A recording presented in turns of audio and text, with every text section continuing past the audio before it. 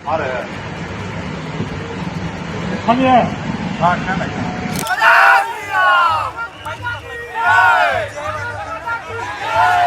लोग को खबर है यहाँ मोदी साहब अमित शाह ईवीएम मशीन में चोरी कर रहा है। আপনারা কেউ নেই তাহলে আমরা দুজন এখানে যখন বসে আছি गाड़ी में खोलना होगा। तृणमूल मशीनें लेके आई इसकी। कौन सी मशीन? ये डुप्लीकेट मशीनें घुसा के। आप पढ़ लो, मैं नाम नहीं बताएंगे। வணக்கம். மர்டர் ஆஃப் டெமோக்ரஸி, இதைத்தான் பிஜேபியும் கூறுகிறது, டிஎம்சியும் கூறுகிறது. நேற்று இரவு 9:30 ஒரு 10:30 மணி அளவில் ஒரு மிகப்பெரிய சர்ச்சை, மிகப்பெரிய கலவரம் வெஸ்ட் பெங்காலில் நடந்திருக்கிறது. இந்த சிசிடிவி ஃபுட்டேஜை நீங்க பார்த்தீர்கள் என்னுடைய வீடியோவில். டிஎம்சி இந்த வீடியோவை வெளிவிட்டது மட்டுமல்லாமல் பிஜேபி மீது ஒரு அலிகேஷன் எடுத்து வைத்திருக்கிறார்கள். அதாவது ஸ்ட்ராங் ரூம், எந்த இடத்தில் இந்த இவிஎம் மிஷின்ஸ்களை பாதுகாப்பாக வைத்திருப்பார்களோ அந்த ஸ்ட்ராங் ரூமில் பிஜேபியை சார்ந்த நபர்கள் எப்படி உள்ள புகுந்தார்கள், ஸ்ட்ராங் ரூம்ல அவர்களுக்கு என்ன வேலை, ஸ்ட்ராங் ரூம்ல எப்படி அங்க வைத்திருக்கக்கூடிய இவிஎம் மிஷின்ஸ்களை இவர்கள் டாம்பர் செய்யக்கூடிய முயற்சியை எடுத்தார்கள் என்கிற இந்த அலிகேஷனை டிஎம்சி எடுத்து வைக்கிறது. இந்த சிசிடிவி ஃபுட்டேஜை மீண்டும் ஒரு முறை பாருங்கள். இதற்கு பின்பு அங்க நடந்த பல்வேறு விஷயங்களை நான் உங்களுக்கு எடுத்து காட்டுகிறேன்.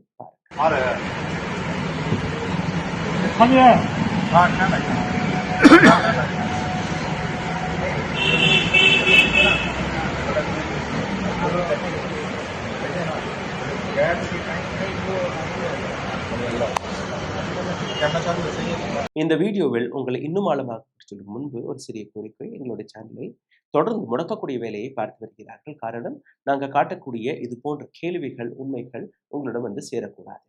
இதுல இருந்து மீட்டெடுப்பதற்காக உங்களுடைய உதவி தேவைப்படுகிறது. நீங்க செய்ய வேண்டிய ஒரு சில சாதாரணமான விஷயங்கள்: லைக், ஷேர், சப்ஸ்கிரைப் பட்டனை தட்டுங்கள். உங்களுடைய கேள்விகளை, கருத்துக்களை கீழே கமெண்ட் பாக்ஸில் எழுதுங்கள். எங்களுக்கு பொருளாதார ரீதியாக சப்போர்ட் செய்ய நினைக்கக்கூடிய நபர்கள் அட்வர்டைஸ்மெண்ட் வழியாகவோ அல்ல அருகில் இருக்கக்கூடிய QR கோட் வழியாகவோ உங்களால் முடிந்த உதவியை நீங்க தெரிவிக்கலாம். உடல் வலிமையை உறுதி செய்யும் சிலாஜித், கவனத்தை மேம்படுத்தும் அஸ்வகந்தா மற்றும் உயிர் சக்தியை பெருக செய்யும் சஃபேடு முஸ்லி போன்ற இமயமலையின் உணவுப் பொருட்களை கொண்டு வந்து மிஸ்டர் பர்ஃபெக்ட் உருவாக்கப்பட்டுள்ளது. உங்கள் முழு குடும்பத்தின் ஆரோக்கியத்தை மா நேச்சுரல்ஸ் மூலம் உறுதி செய்திருங்கள். 100% இயற்கையான மூலிகை பொருட்கள் மூலம் உருவாக்கப்பட்ட மிஸ்டர் பர்ஃபெக்ட் மற்றும் மிஸ் பர்ஃபெக்ட் தலைமுறையாக குடும்பங்களின் உடல் வலிமை, மன வலிமை மற்றும் மகிழ்ச்சியை பெருக செய்கிறது. உங்கள் மகிழ்ச்சியான பயணத்தை துவங்க www.mannaturals.com என்ற இணையதளத்தை பார்வையிடவும் அல்லது வாட்ஸ்அப் எண்ணிலும் தொடர்பு கொள்ளலாம்.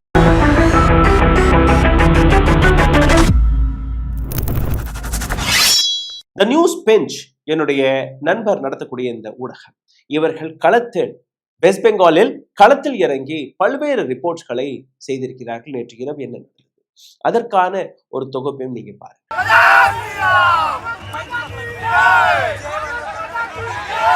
हम लोग को खबर है यहाँ मोदी साहब अमित शाह ईवीएम मशीन में चोरी कर रहा है।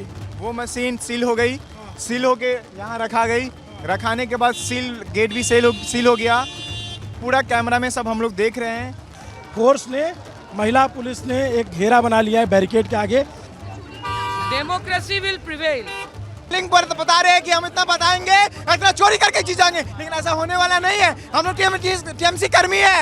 டிஎம்சி கேண்டிடேட் டாக்டர் சசி பஞ்சா மற்றும் குணால் கோஷ் இவர்கள் இந்த பிரச்சனை நடக்கக்கூடிய இடத்தில் இந்த சிசிடிவி ஃபுட்டேஜ் எங்க வந்ததோ அந்த இடத்திற்கு போய் அந்த ஸ்ட்ராங் ரூம் வாசலில் தர்ணாவிலும் உட்கார்ந்தார்கள்.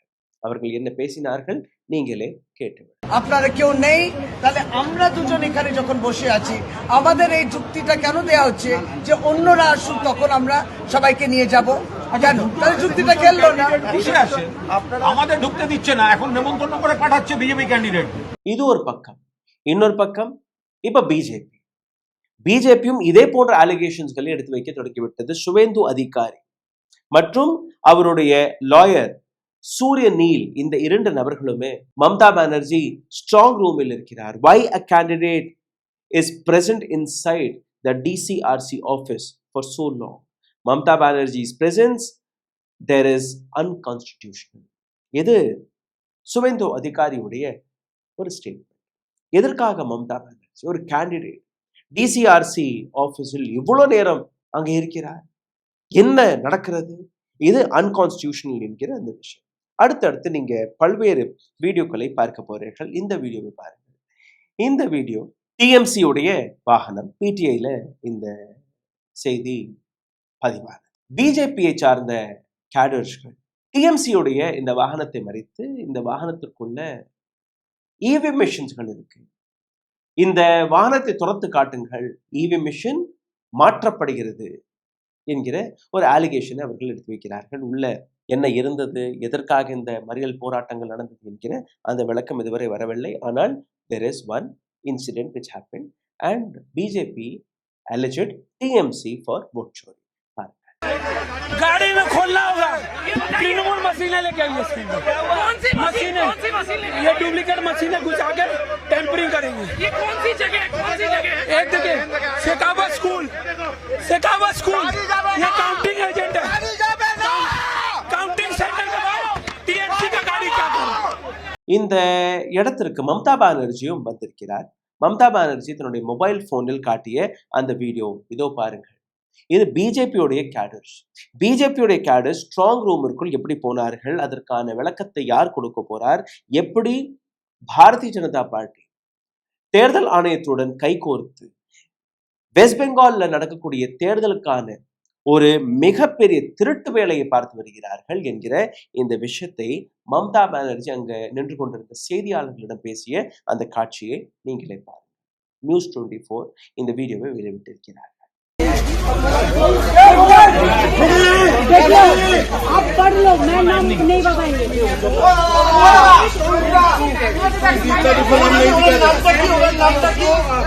प्रदीप का प्रो बात निकाल लो, प्रदीप का प्रो निकाल लो तो क्या होता है? ममता बनर्जी எடுத்து வைத்த allegation, Bharatiya Janata party in collusion with Election Commission of India is murdering the democracy. Bharatiya Janata party மற்றும் தேர்தல் ஆணையம் ரெண்டு பேருமே சேர்ந்து இந்த நாட்டு ஜனநாயகத்தை கொலை செய்யக்கூடிய வேலையை பார்த்து வருகிறார்கள். துர்காப்பூர் திரிணாமுல் காங்கிரஸ் ஒர்க்கர்ஸ் துர்காப்பூர்ல இருக்கக்கூடிய பல்வேறு ஸ்ட்ராங் ரூமுக்கு வெளியில அவர்கள் போராட்டங்களில் இறங்கியிருக்கிறார்கள். இதே போன்று திரிணாமுல் காங்கிரஸ் ஒர்க்கர்களுக்கு எதிராக பிஜேபி ஒர்க்கரும் அந்த இடங்களுக்கு போய் அங்க அவர்கள் நடத்திய டிராமா, அங்க நடத்திய அந்த போராட்டங்கள் அது தெரியாது. சுவேந்து அதிகாரி அவரும் ஒரு சில ஸ்ட்ராங் ரூம்களுக்கு வெளியில போய் பாரதிய ஜனதா பார்ட்டி தரப்பிலிருந்து அவர் போராடுகிறார். மம்தா பானர்ஜி மற்றும் அவருடைய சப்போர்ட்டர்ஸ்கள் பல்வேறு இடங்களில் அவர்கள் போய் ஒவ்வொரு ஸ்ட்ராங் ரூமையும் அவர்கள் கண்காணித்து அங்க இருக்கக்கூடிய போராட்டங்களையும் நீங்க உங்களுடைய டிவி ஸ்கிரீனில் பார்த்து வருகிறீர்கள். சரி, என்னதான் நடந்தது அதை நீங்க பாருங்க. ஆல் இந்தியா திரிணாமுல் காங்கிரஸ் ஒரு ட்வீட்டை போடுகிறார்கள் தன்னுடைய ஒபிஷியல் பக்கத்தில். This is the murder of democracy in broad daylight.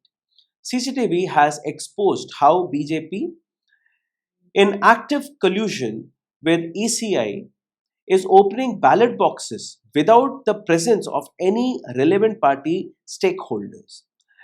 This is gross electoral fraud being committed openly with the full knowledge and protection of Election Commission.